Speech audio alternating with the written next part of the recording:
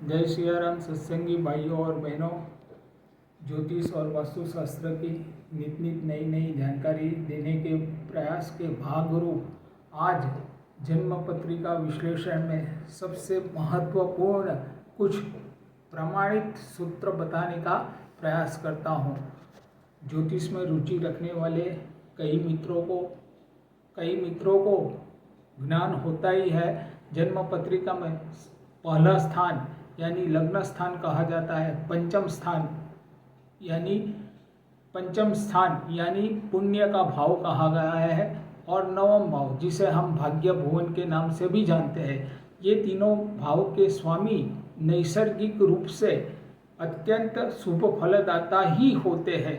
अगर कोई नैसर्गिक पाप ग्रह भी इन तीन स्थानों का स्वामी होकर के कोई भी स्थान में जन्म पत्रिका में बैठ जाता है तो उसका परिणाम निसंदेह शुभ ही प्राप्त होता है। ठीक उसी प्रकार से कुंडली के या जन्म पत्रिके तीसरे, छठे और 11वें भाव जिसे हम उपचय स्थान कहते हैं, यह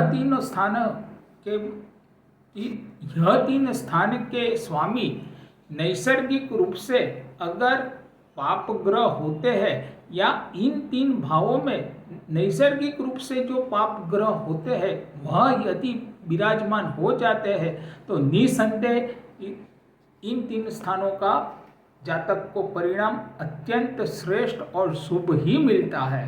ठीक उसी प्रकार से जन्म कुंडली में केंद्र स्थान में रहे शनि महाराज जातक को अत्यंत श्रेष्ठ फल प्रदान करते हैं, पर अपवाद रूप केंद्र स्थान में से लग्न स्थान, चतुर्थ स्थान और दशमस्थ शनि अत्यंत श्रेष्ठ फलदाता होते हैं, पर सप्तमस्थ शनि महाराज को इतना शुभ फलदाता नहीं माना गया हुआ है।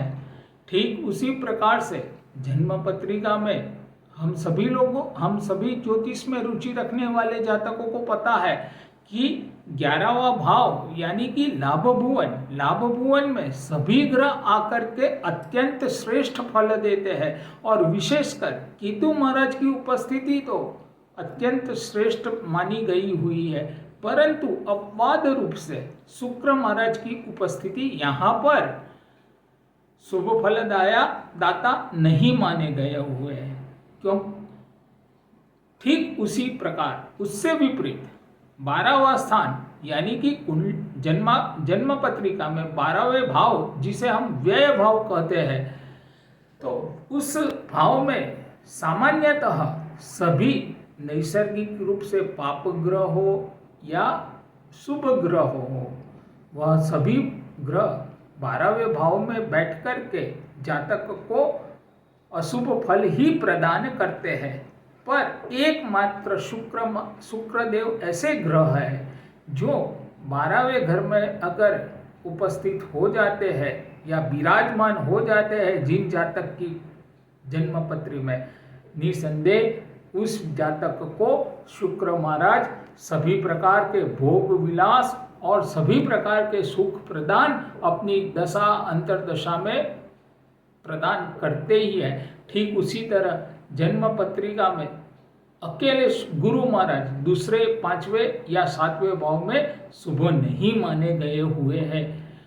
साथ ही साथ यह तो कुछ बहुत ही संक्षिप्त में 5 या 6 प्रमाणित सूत्र मैंने बताए हैं, पर मेरी समझ अनुसार कोई भी जन्म पत्रिका का सटीक विश्लेषण अगर करना चाहते हैं हम, तो सबसे पहले लग्न और लग्नेश की स्थिति को देखना चाहिए। साथ ही साथ गोचर समय में जो आकाश में ग्रहमान चलित रहते हैं, साथ ही साथ दशा, महादशा और जन्म पत्रिका में हुए अन्य योग और अन्य ग्रहों की युति, साथ ही साथ वह हर एक ग्रह के ऊपर एक दूसरे ग्रहों की दृष्टि भी बहुत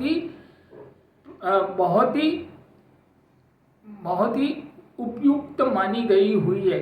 यह सभी पासों का विचार करके कोई अगर जन्म पत्रिका का सही विश्लेषण कर सकता है। धन्यवाद। जय सिया राम। पुनः एक ज्योतिष की नए विषय के साथ कल आपके सामने सन्मुख होने का प्रयास करूंगा। जय सिया राम।